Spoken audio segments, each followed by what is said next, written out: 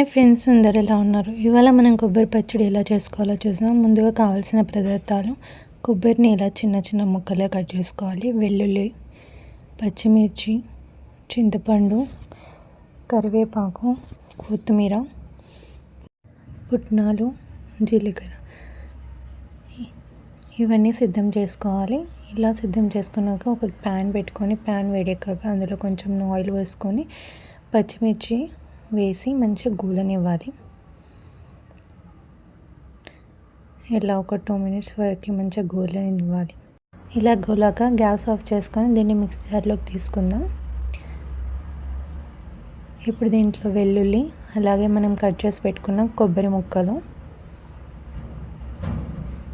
అలాగే ఒక పెద్ద టీ స్పూన్ జీలకర్ర, చింతపండు, కరివేపాకు, అలాగే ఒక పిరికెడు పుట్నాలు, అలాగే కట్ చేసుకున్న కొంచెం కొత్తిమీర వేసుకోవాలి. దీంతో పాటు రుచికి సరిపడా ఉప్పు వేసుకొని మిక్సీ పట్టుకోవాలి. మరీ గట్టిగా కాకుండా, మరీ పలుచగా కాకుండా ఇలా మెత్తగా మంచిగా పట్టుకోవాలి. ఇప్పుడు దీన్ని మనం ఒక గిన్నెలోకి ట్రాన్స్ఫర్ చేసుకుందాం. తాలింపు గురించి ఒక గిన్నె పెట్టుకొని ఆయిల్ వేసుకొని, ఆయిల్ వేడెక్కాక ఆవాలు, కల్యమాకు, కొంచెం కొత్తిమీర, అలాగే ఎండుమిరపకాయలు వేసి మంచిగా గోలనివ్వాలి. ఇప్పుడు దీన్ని మనం మిక్సీ పట్టుకున్న కొబ్బరి చట్నీలోకి వేసుకొని కలిపేసుకుంటే ఎంతో tasty and easy coconut chutney ready.